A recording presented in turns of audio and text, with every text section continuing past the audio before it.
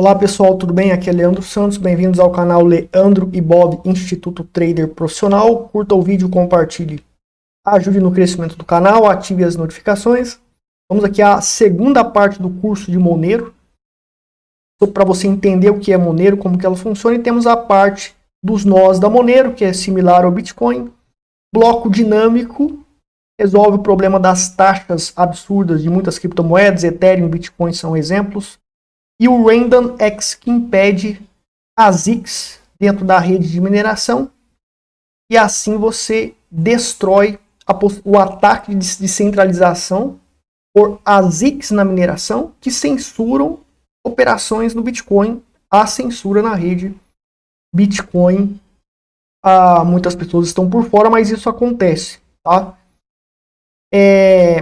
Para você entender sobre o Monero, vem aqui no meu canal, tem o link na descrição também para você entender mais sobre Monero, né? Acessar os manuais da Monero, de segurança digital também. Importante você vir aqui nessa playlist, aprender a usar a Monero dentro do Tails, que é o sistema operacional mais seguro roteado pela rede Tor. Tá? Então tem essa playlist aqui, faça essa playlist completa, por favor. Vamos então começar entendendo o que é um nó Monero. Então, na primeira parte do curso, falamos sobre a Ring Signature, sobre o Ring CT, o Ring CT, né, Confidential Transaction, e o Stealth Addresses da Monero. Um nó Monero é um dispositivo conectado à rede Monero que executa o software Monero Core. Esses nós são responsáveis por validar, armazenar, propagar transações e blocos na rede Monero. Eles também desempenham um papel crucial na manutenção da integridade da descentralização da rede, uma vez que cada nó verifica e valida as transações e os blocos, impedindo atividades fraudulentas, ou seja, é similar ao nó de Bitcoin, ao nó de Monero.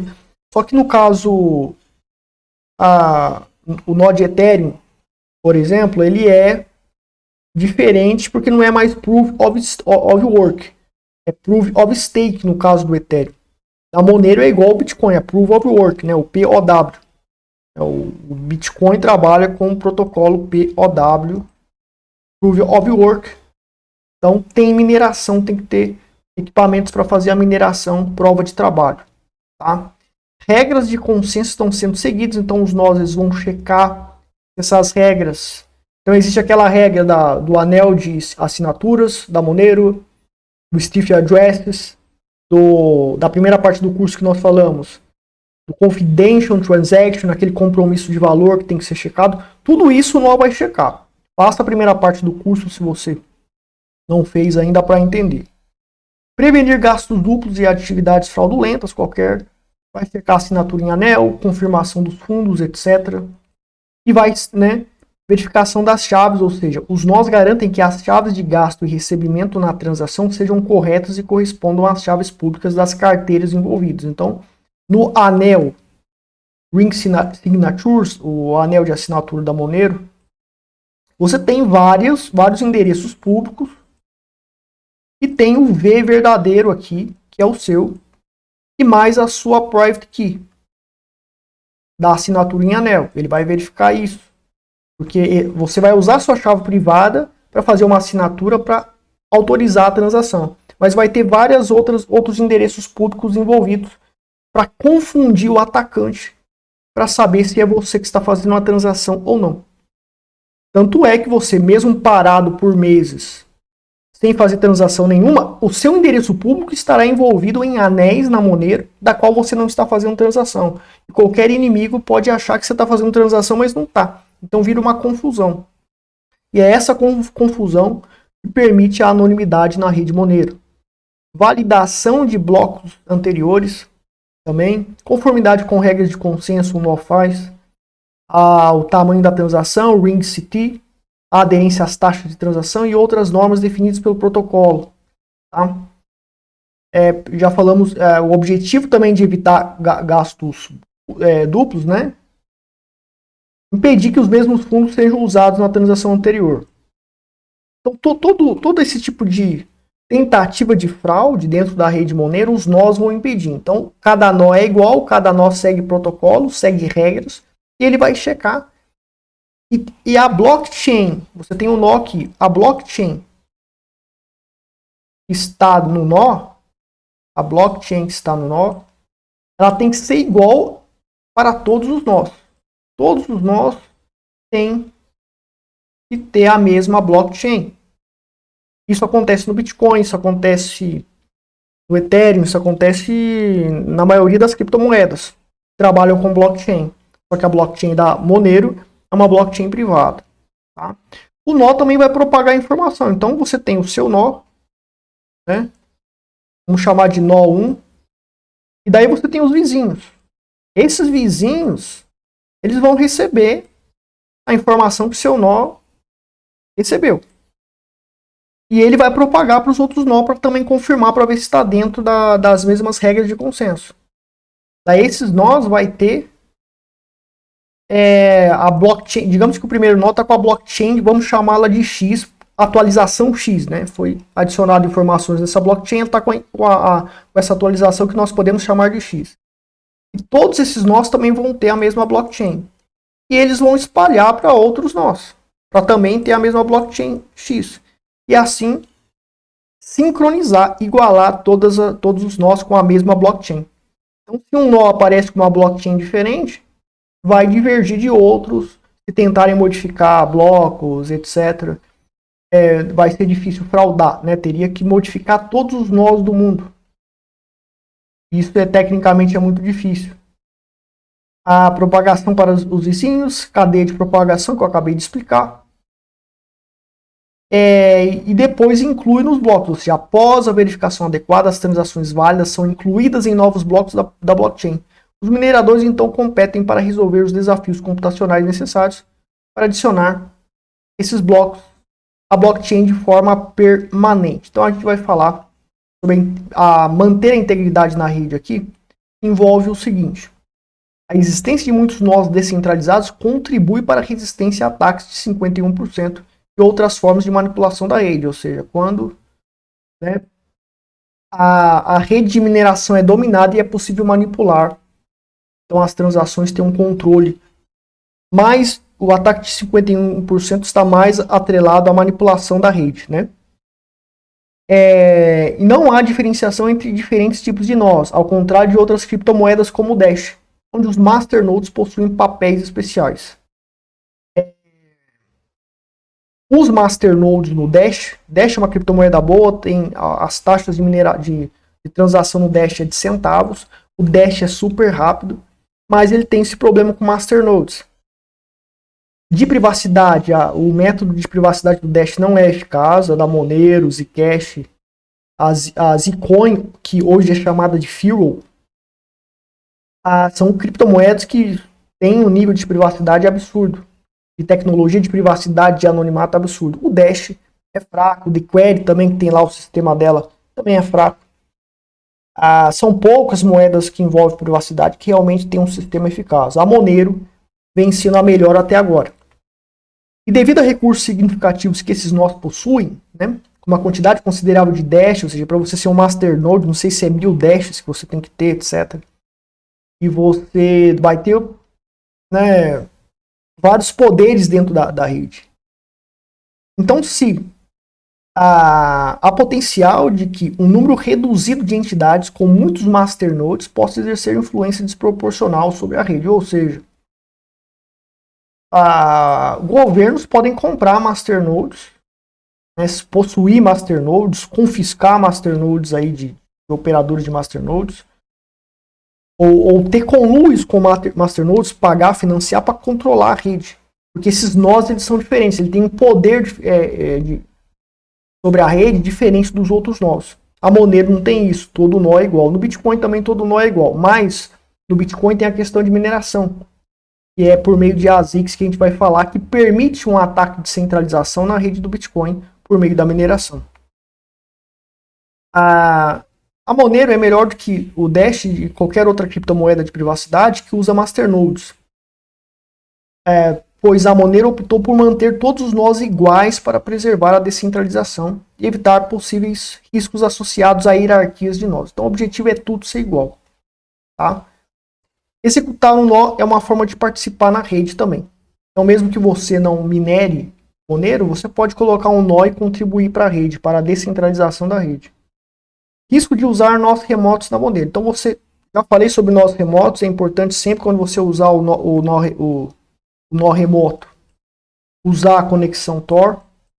Pode ser que o seu nó pessoal tenha problemas e até sincronizar, você atualizar pode levar dias, então você vai ser obrigado a usar nós remotos.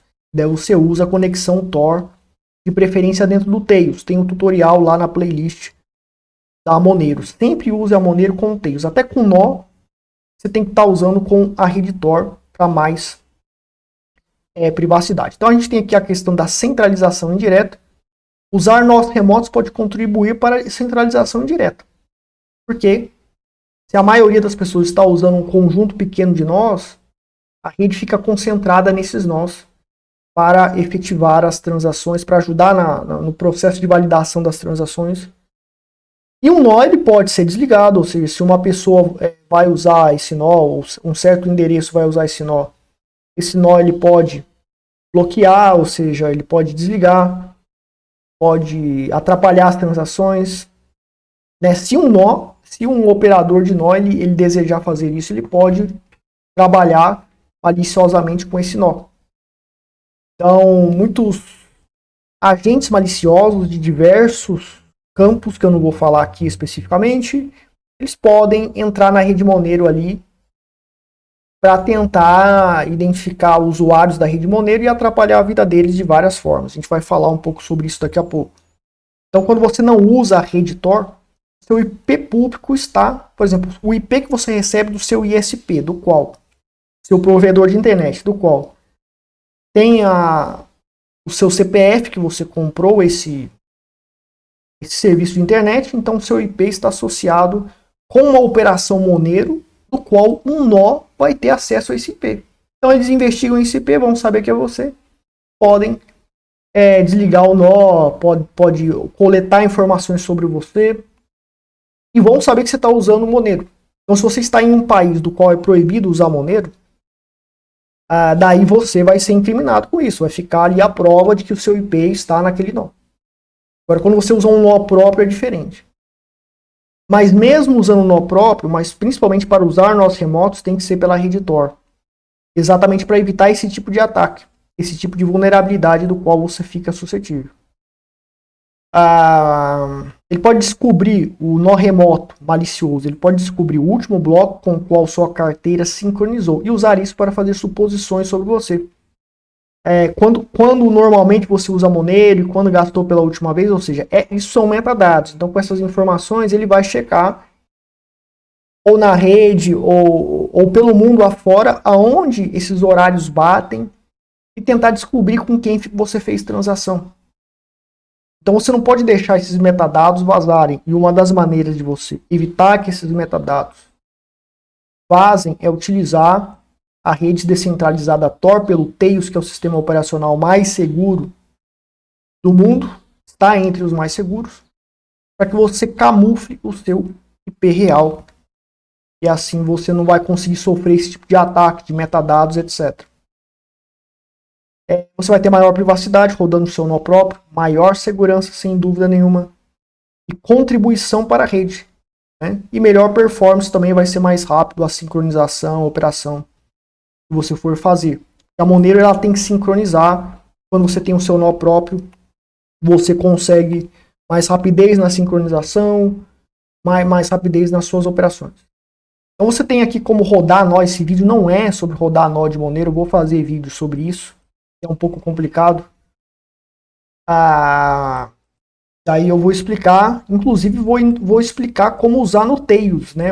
Como rodar o nó dentro do Tails, que é bem complicado. Vai demorar para eu fazer esse tutorial, mas tem esse tutorial aqui dentro do próprio site do getmonero.org. Você vai lá para aprender, tá? Então a gente tem a questão dos nós aqui do Bitcoin. Questão de usar nó remoto no Bitcoin é a mesma coisa, tá? No Bitcoin é ideal você rodar o seu próprio nó. E se você está rodando, usando o nó remoto, a maioria das pessoas usam nós remotos no Bitcoin, você deveria estar utilizando o Tails, deveria estar utilizando o Tor, a rede Tor, para camuflar o seu IP. Tá? E a maioria das pessoas não usam a rede Tor, infelizmente. Bloco dinâmico na Monero, solução contra o congestionamento do bloco limitado do Bitcoin. Então, a gente tem o seguinte problema no Bitcoin. O bloco dele é fixo. Ele não aumenta de tamanho. O que significa que uma vez que um número suficiente de transações é incluído em um bloco, quaisquer transações adicionais terão que aguardar pelo próximo bloco. Então, às vezes, a sua transação ela fica travada 1, 2, 3 horas. Quando a rede está muito forte, muito grande, muitas transações, mercado subindo muito, alvoroço, euforia do mercado. Como ocorreu, a gente está em 2023, dezembro de 2023, mas em 2022, 2017, 2018, quando teve o boom das exchanges de criptomoedas, etc. Muitas transações demoravam, e ao longo também de 2021, 2022, as transações demoravam às vezes dias, porque elas não conseguiam entrar dentro de um bloco que estava cheio. Então o Bitcoin utiliza taxas para determinar quais transações são incluídas no bloco. Então vamos pegar um exemplo do trem. Passageiro prestes a ser deixado para trás que oferece $5 ao maquinista por um assento. Outros passageiros seguem um exemplo. E logo se inicia uma disputa para determinar quem consegue qual assento. Ou seja, o assento custa $5. Está cheio o trem. Tá? Mas se você pagar $10, eu deixo você furar a fila. Ah, mas outro, oferece $15. Então, esse terceiro, ele vai furar a fila. Ou seja, cria-se um mercado de transações, um leilão de taxas, para que você consiga transacionar. Então, quando o mercado está eufórico, quando o mercado está subindo muito, quando tem muita demanda por Bitcoin, as taxas elas vão para as alturas. O Bitcoin é seguro, mas as taxas tendem a explodir em alta. Acho que esse ano mesmo, 2023, não sei se foi novembro ou outubro, a taxa do Bitcoin chegou a $20. E é R$100. Um dólar a cinco reais é R$100. Então é incondicional você gastar R$50 em gasolina para pagar R$100 de taxa. Aí você tem que usar a Light Network, que é uma rede de segunda camada, que não é o Bitcoin. Light Network não é o Bitcoin. Não interessa se você está pagando barato, você está entrando numa rede que não é o Bitcoin. Tá? Então em 2017, as taxas dispararam, como falei, e agora a gente tem a Monero resolvendo esse problema do Bitcoin. Ah, Leandro, você está falando isso é teoria? Não, você faça na prática. Compre Monero e transacione entre você mesmo, entre outras pessoas, entre os P2P, você vai ver que as taxas são a nível de centavos. Mesmo com o mercado em alta, o bloco dinâmico da Monero resolve esse problema. Então, como é que funciona? O limite ele é flexível. Quando a fila de transações pendentes fica muito longa, os mineiros podem aumentar o tamanho dos blocos, de maneira similar a adicionar mais carros a um trem para acomodar mais passageiros. Então a gente tem aquele exemplo. A taxa é $5 por assento. Vai continuar $5, porque simplesmente vai aumentar o tamanho do trem. A taxa continua $5. No exemplo ali do trem, mas na Monero é centavos a taxa. Então, por que o Bitcoin tem esse problema, Ele pode sofrer com ataques de spam, onde transações pequenas com taxas baixas encheriam a blockchain. Para evitar isso, o Bitcoin restringe artificialmente o tamanho do bloco, criando um mercado de taxas. Daí, muita gente diz, Satoshi Nakamoto é um gênio porque ele colocou essas taxas para impedir o spam. Sim, vai impedir o spam, mas vai inviabilizar o uso de Bitcoin para gastar Bitcoin, comprar coisas com Bitcoin com taxas pequenas, e você vai ter taxas altas. E não vai compensar comprar um pacote de reais de arroz por R$20 para você pagar R$100 de taxa. Isso é uma verdade. Tem a Light Network. Light Network não é o Bitcoin. É outra rede. Uma rede de segunda camada. E não é segura igual a rede do Bitcoin. E na Light Network, há algumas semanas atrás, dezembro de 2023 estamos, para você que vai assistir esse vídeo no futuro. E as taxas do Bitcoin há semanas atrás na Light Network estava $15 também, Light Network travando. Light Network não é a rede do Bitcoin, não é uma rede segura. Então a gente tem esse problema no Bitcoin, infelizmente. Por isso que o Bitcoin ele é um banco descentralizado para você gastar dinheiro grande, né? Grana alta, ou seja, você quer comprar um carro por 50 mil com Bitcoin, no valor de 50 mil em Bitcoin, casa no valor de 200 mil em Bitcoin, daí a taxa de $20 é irrelevante. Você tem ali um banco descentralizado, ninguém vai poder parar a transação para você comprar uma casa, etc. Tá? A Monero, por sua vez, lida com esse problema introduzindo uma penalidade na recompensa do bloco, ou seja, quando este é maior que o normal. Os mineiros só aumentarão o tamanho do bloco se as taxas pagas pelas transações superarem a perda da recompensa do bloco. Então aumenta o tamanho do bloco, mas vai ocorrer uma penalidade. Então, hoje, o minerador ele recebe 0,6 XMR por bloco ele processa lá, minera. Daí vai reduzir isso aqui, e daí você vai ter as taxas para compensar. Daí ele aumenta o tamanho do bloco, compensa as taxas. As taxas, né, elas, né, podem ter ali um aumento, mas não vai ter um aumento tão significativo, né? Dependendo do congestionamento da demanda que ocorrer. Mas as taxas vão ser bem baratas. Tá? As transações são a nível de centavos na Monero. Além de toda a privacidade, além de todos esses fundamentos que eu venho provando pelos fatos para vocês aqui, além da invisibilidade que você tem na rede, você tem taxas a nível de centavos. Então as taxas são fundamentais para você usar uma criptomoeda. Né?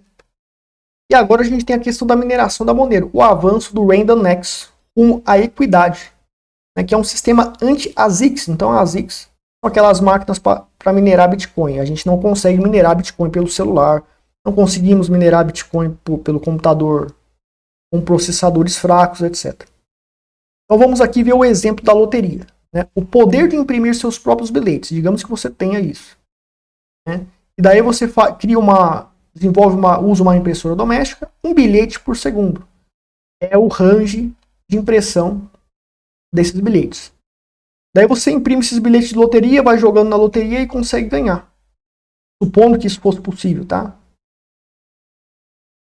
Então a cada 2 semanas você ganha na loteria, recupera o custo e continua seguindo em frente. Daí o que acontece? Né? Você cria uma empresa lá com 20 impressoras, mas daí surgiu no mercado uma nova impressora. Foi o que aconteceu com o Bitcoin. Surgiu as ASICs. Antes o pessoal minerava com computador, etc. Daí surgiu as ASICs, que tem muito mais poder do que o computador, porque ele é projetado, os processadores das ASICs são projetados para trabalhar 100% com mineração, resolver 100% os problemas de mineração do Bitcoin. Daí, na rede, quem consegue minerar Bitcoin é aquele mais forte, ou seja, as ASICs. Um computador normal não consegue. E, consequentemente, surgiu o mercado de ASICs. Cada mineradora aí custa mais de 20, 40 mil reais. Aí. Tem mineradora por mais de 40 mil reais, eu acho. Não sei quanto que está o preço hoje. Mas essa nova impressora, no exemplo das impressoras, ela imprime 1000 bilhetes por segundo. Diferente de 1000 bilhetes por segundo. Né? Então, para eu chegar a nível de 1000 bilhetes por segundo, eu teria que ter 980 impressoras.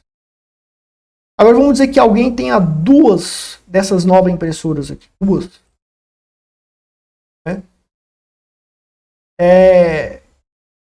Então, o que o Random Next, o protocolo Random Next fez? Né? Ele é projetado dentro do sistema de mineração de Monero, dentro do protocolo da rede Monero, para ser minerador. Os códigos eles são aleatórios em vez de cálculos de hash tradicionais. Então não tem como criar uma ASIC. Eu vou criar uma ASIC para minerar Monero. Não. A mineração na Monero é compatível com CPUs regulares. Então qualquer pessoa vai gastar com equipamentos específicos.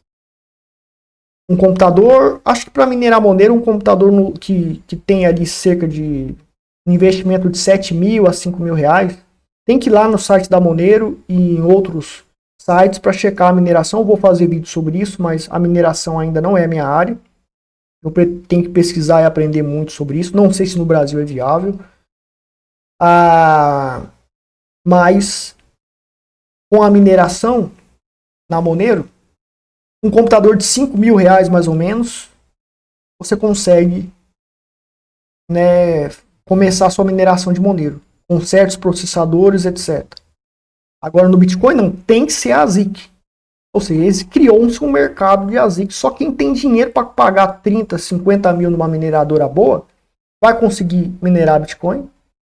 E são esses que vão dominar o mercado. Ou seja, quem é pobre não consegue entrar nesse mercado. Ou vai ter dificuldade para entrar nesse mercado. Então isso contribui para a centralização. Na Monero não.